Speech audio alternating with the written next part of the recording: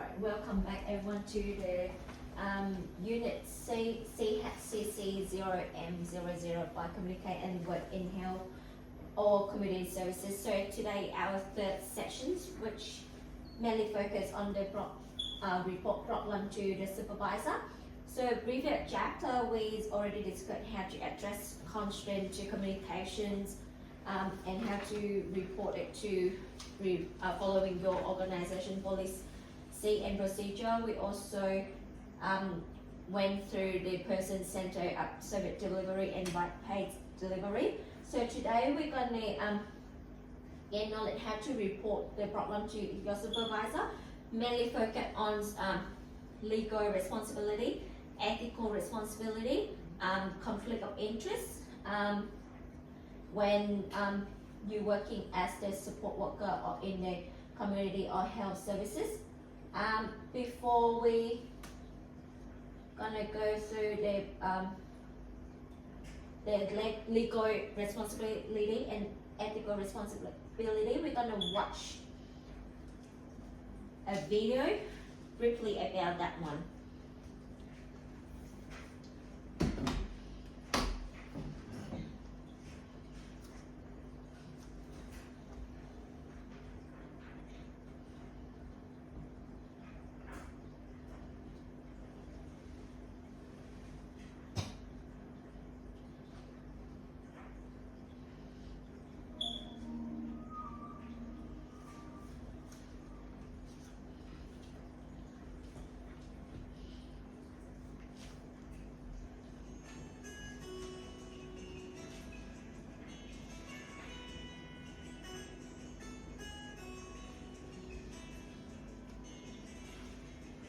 Ethics and integrity refer to doing what is right or correct, even when it is difficult.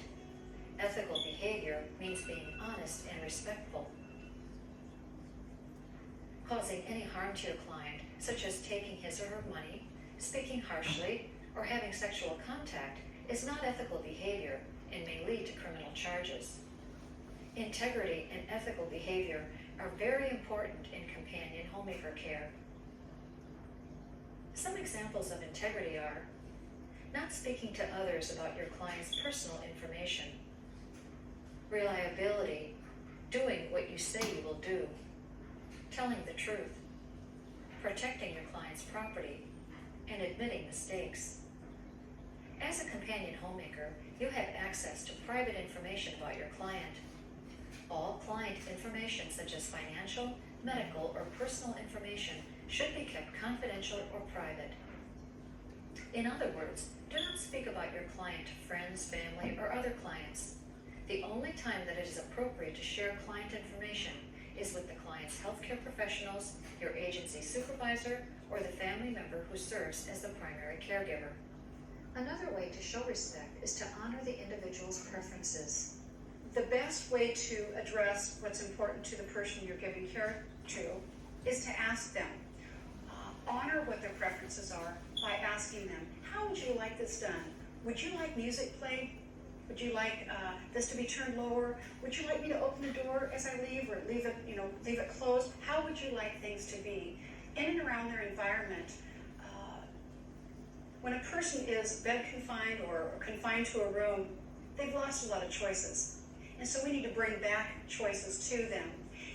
And what I like to tell caregivers is don't make assumptions. Don't think that what you like is what they're going to like. So give them a lot of room for choices that will honor them. Being dependable is also important. Your client relies upon you to arrive on time and do the assigned tasks well. In order to do a good job as a companion, you must be alert and emotionally balanced. The use of alcohol or drugs before or during work could put your client or yourself in danger and can result in you losing your job. Keep an accurate record of the hours you work and follow your agency's policy on reporting your hours. Liability refers to legal responsibility for things that go wrong while you are on the job. Negligence, theft, abuse, and invasion of privacy are areas of liability. Following instructions carefully is an important way to safeguard yourself.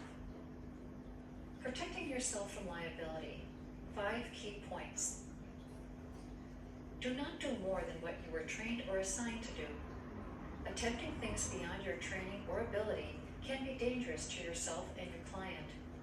Do your work thoroughly and well. Work that is done carelessly can lead to accidents or injury. Do not do less than what you are assigned to do. This could lead to a charge of negligence.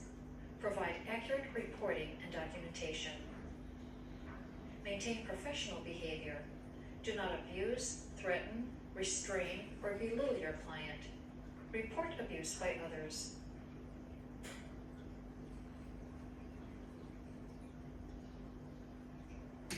One of the most important things in working with older people is not bringing ageist attitudes to our work and relationships with them. Ageist attitudes are really stereotypes in our society about older people that really are not true for everybody. And it's so important that when we're working with one individual that we are focused on that person and not have stereotypes color our work with that individual. Many stereotypes exist. Perhaps number one is that all older people are senile. Thinking that people, when they're older, all experience some decline in mental capacity. Other stereotypes are that older adults are useless and really do not contribute to their family and community. Yet we know many older adults are very involved in their communities. In fact, talking about families, we have many older adults that are actual parents to their grandchildren. A common stereotype is that older people are sexless, that they aren't interested in intimacy or sexual involvement, and yet we know that as people age, the need, the feelings in terms of intimacy and sexuality do not die. As one older gentleman told me, he says the fires are still burning, and he was 93. Another common stereotype is that people as they age tend to get irritable, grouchy, and are not fun to be around.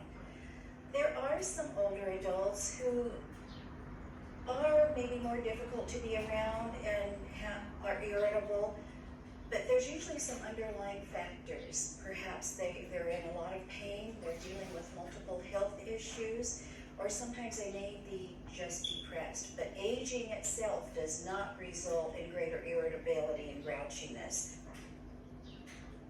A common stereotype about older people is that everybody who's older has hearing loss. How that affects communication, if we believe that, with every older person we have contact with, we may tend to talk louder at them, raise the pitch of our voice, which makes it even more difficult for that person to hear, or we think they will hear better if we slow down and exaggerate.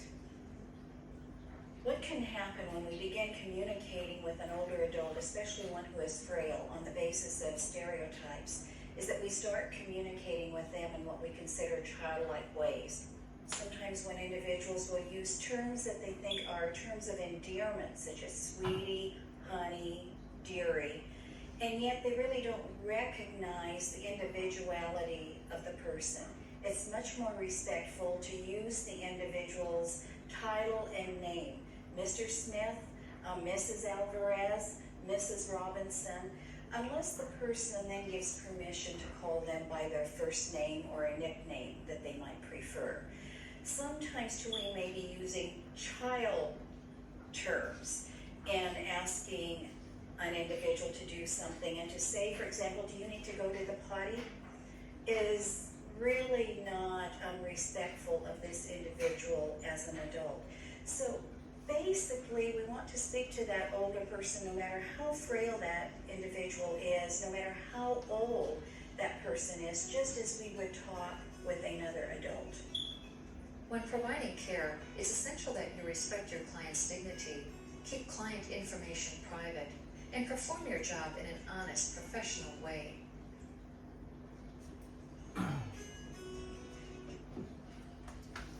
Yeah, so that's a video that talked briefly about legal and ethical responsibility that we're gonna go through now. So with legal responsibility, it's privacy, confidentiality, and disclosure. So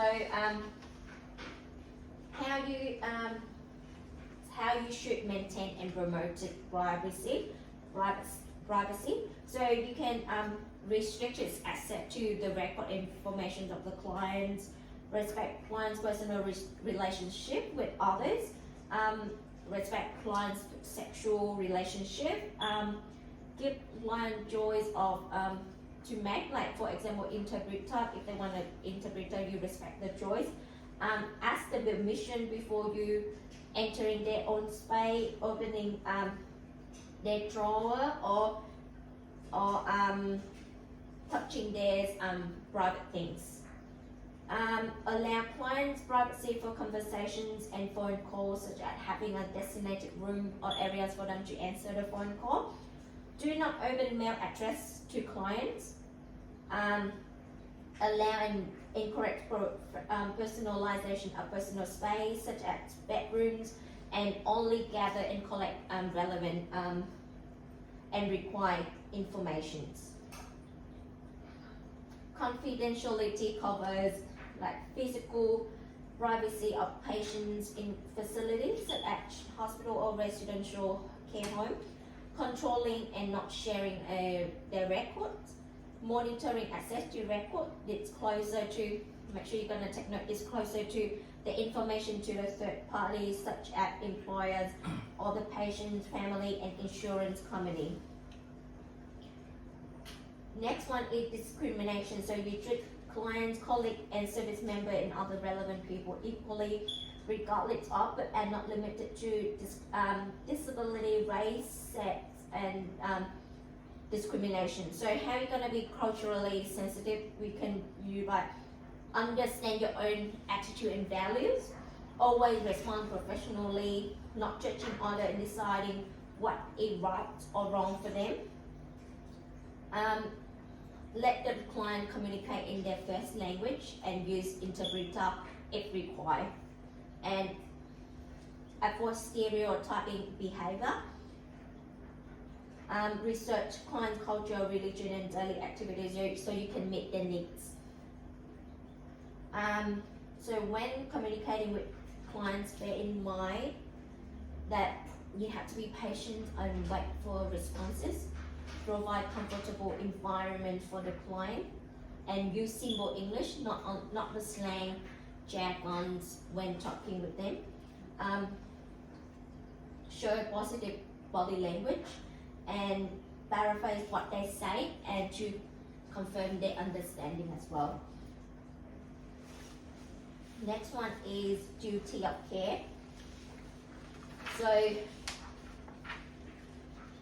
duty of care can include the provision of nutrition, clothing, bathing, personal hygiene, toileting and safety, or administrations of medicine, treatment, medical care, and protections their rights, confidentiality, physical well-being, and mental well-being. For example, proper nutrition. That if you feel that you must, if you feed the client, you must ensure that they have a balanced diet, including fruit, vegetable, and meat. If you notice that the client's not eating, you must determine the reason and provide the solution. So if your colleague feeding the client and you notice that, or the client tell you that they're not fed properly, so you need to report this one to a supervisor to resolve the problem. Or if the clients feed themselves, you may take step to resolve these problems, noting that client only eats an apple a day or only few pieces. So that means you're gonna fail your duty of care, and you are not ensuring your client having a balanced diet meal. So make sure you're gonna keep in mind that one. We continue with mandatory reporting. So report any sign, but not limited to the following: physical abuse, sexual abuse, emotional abuse, neglect, exposure to family violence, report violations of rights. So mandatory reporting requires worker to report suspected cases of child abuse and neglect to your supervisor or to any department or any related department. Informed consent. So in line with the duty care and confidentiality, you always need to obtain the consent from the client before providing them any services, either in written or verbal consent. So asking them questions about their opinion, discussions, option in groups, discussion options through key stakeholder within the social network to make sure that they the client are informed about the purpose of the using informations, ways of information will be used, and the people will have access to their informations. Next one is workload boundary. So only perform the job within your workload depend on your title and level. So avoid performing beyond your responsibility, and not because this may liability breaches. And if you work less than your workload, it may result in your failed of duty of care because not providing the proper services to the client. Child protection and safety. So always consider interests of the child. Provide early interventions for the child. If you notice any child abuse or neglect, report it to your supervisor and manager or related department. Next one is ethical responsibility.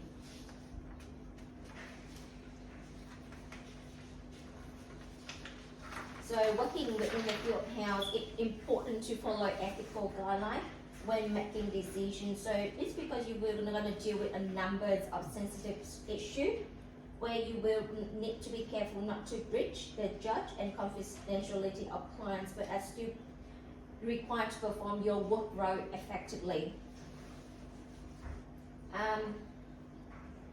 So a healthcare worker must not provide healthcare of a type that is outside his or her responsibility or experience or training, and must recommend client to additional opinions where appropriate. And a healthcare worker must provide health and services in a manner that is culturally sensitive to the needs of his or her client. So, for example, personal and professional behavior towards others, you should not you cannot accept bribes, gift or benefit from the clients or their family members. You have to maintain professional standards, knowledge and competence when providing service to the client, and you have to be fairness in decision making. So be fair with everyone, treat everyone equally, despite their individual differences, and performance of your duty and how you're gonna respond to the ethical dilemma. Before we move into next one, because it's quite a long part of the legal and ethical responsibility. Before moving to the next part, we're gonna talk about some activity. Can everyone give me one word that can describe yourself and why do you gonna choose that word? So is it okay if I can give everyone 1 minute and then we're gonna come back? Everyone give me one word and why do you choose that word? The word that describes yourself and why you choose that word. We're gonna come back in 1 minute.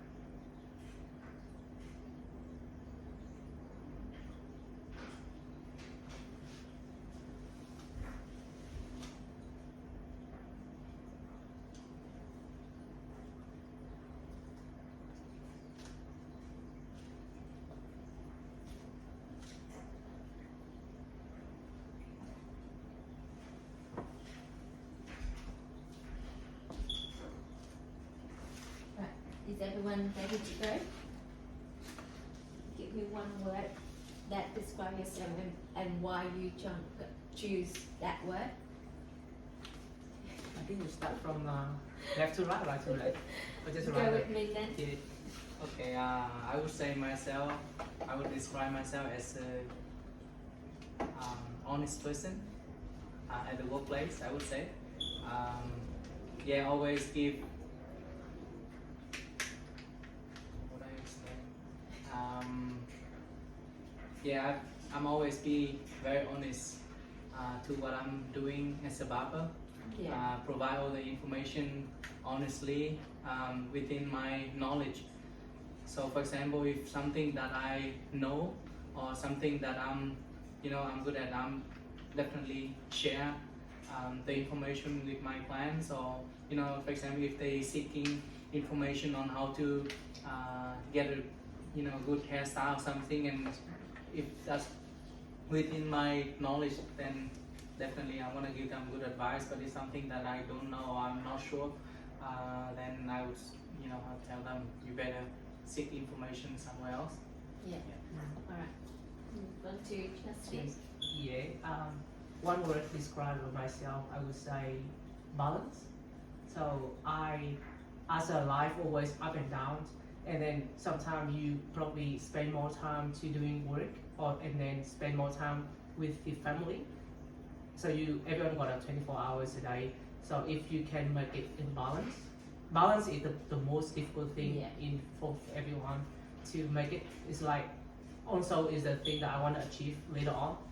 Yeah.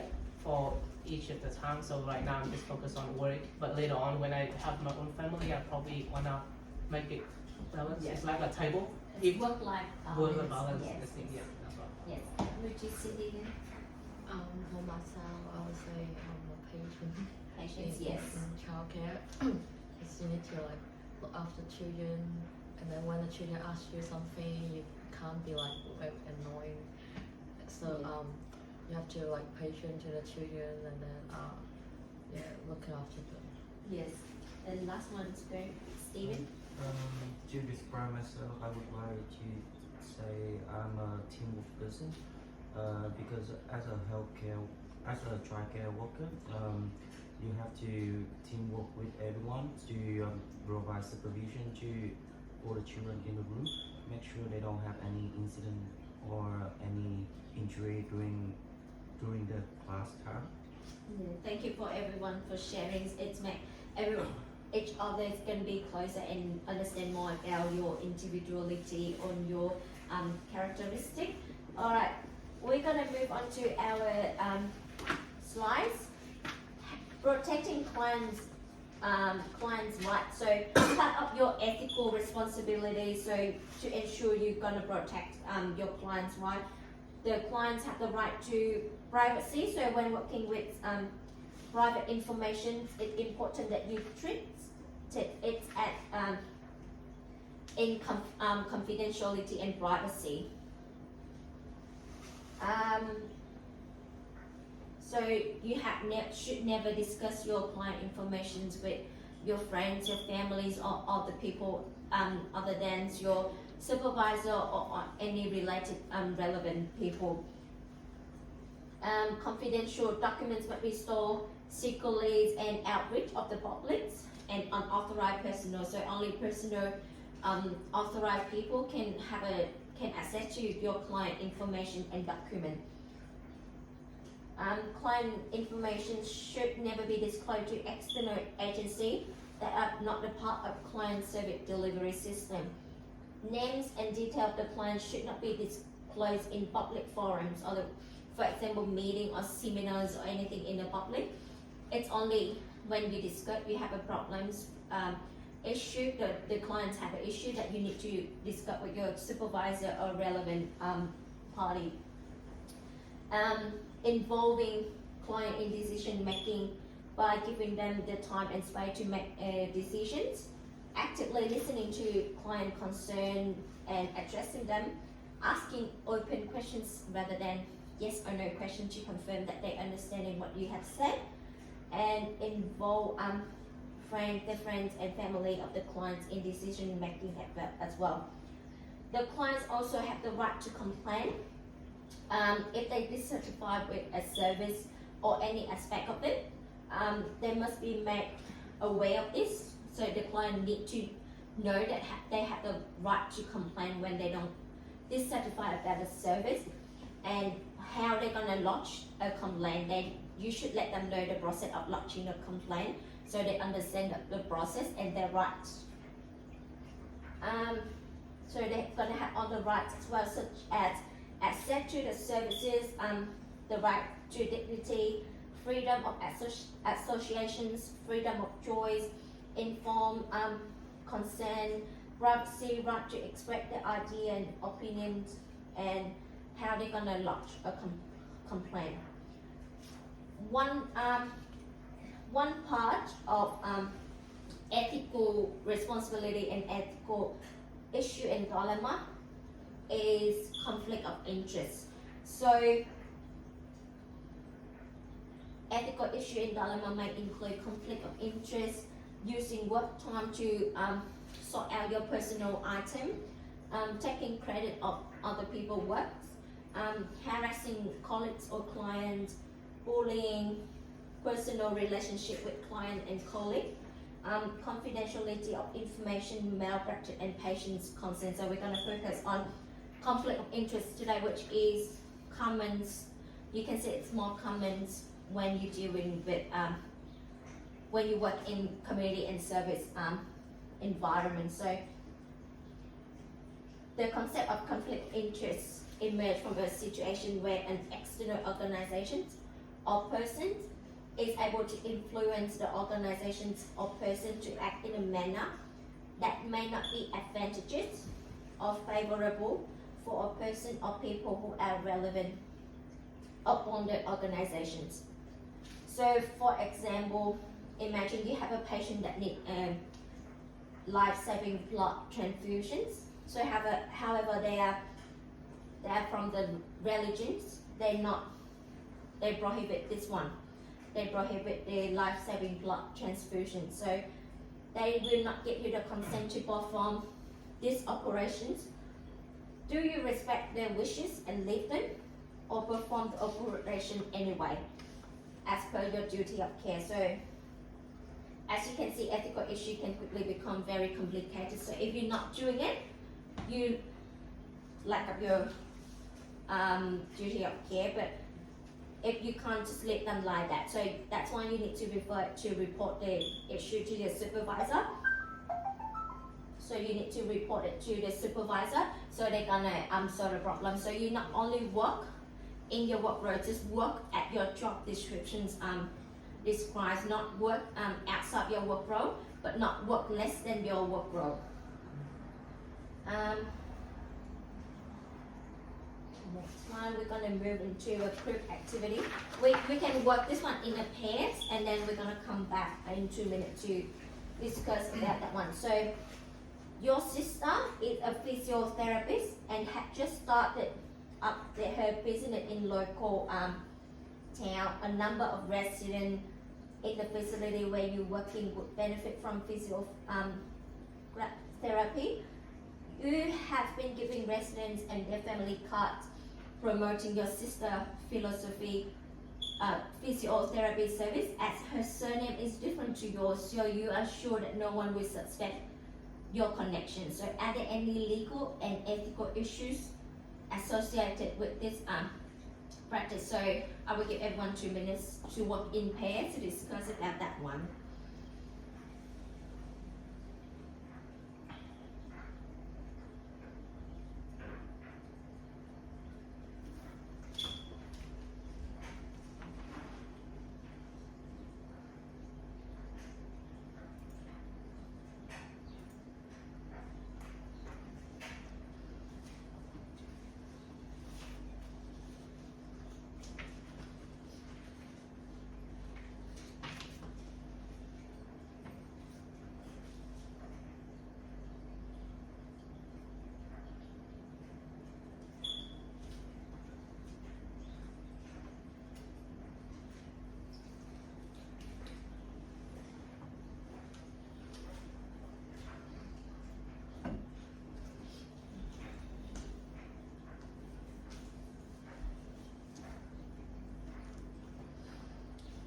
do you have any ideas if any legal and ethical issues been breached in this scenario?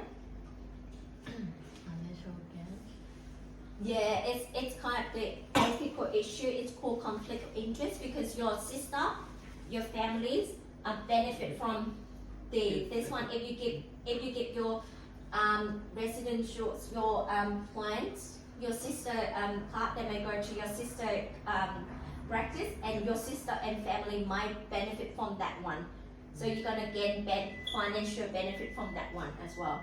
For example, when you're working in childcare, so some of the center may not allow you to take your child work with to be in the care at your same center because it's my conflict of care of interest. Yeah. So it's a bit tricky when that one.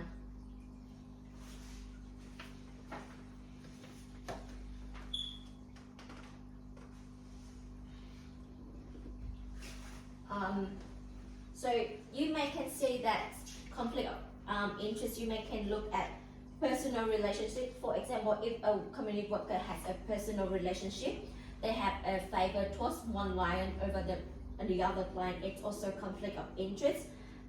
Financial gain. So if you gain financial benefit from the community project, it's my conflict of interest as well. Dual role. So if you hold another role that conflict with your duty in community service. For example, if you are a local politicians and you make the decisions within that local community and you work at community services as well. So it's your dual roles may conflict with each other. It can be a conflict of interest as well.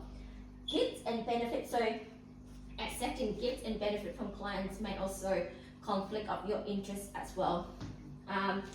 Confidential information. If a community service worker use confidential information for personal gain or benefit someone else, it could create conflict of interest as well. So the last one is refer unresolved problem to supervisor. So firstly, you need to document the conflict, attempt to resolve the conflicts and review the organizational policy and procedure. Schedule a meeting with a supervisor, seek guidance and support from supervisor, and following up with them.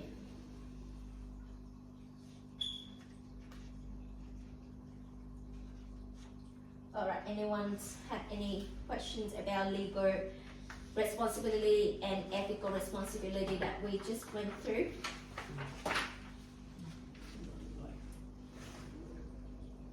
So that's why you must understand your legal and ethical responsibility to your client, so you know the right and responsibility that you may have to perform to provide service to your client, and the client also have the rights to understand their rights and have a responsibility to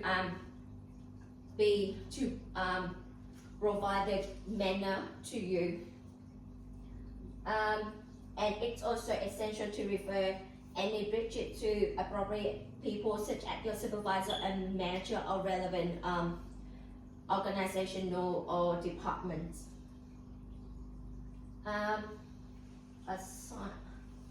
So assessment type 2. So I will just quickly go through that one. So it's had 2 questions. So questions 1, you are working in an aged care facility as a caregiver.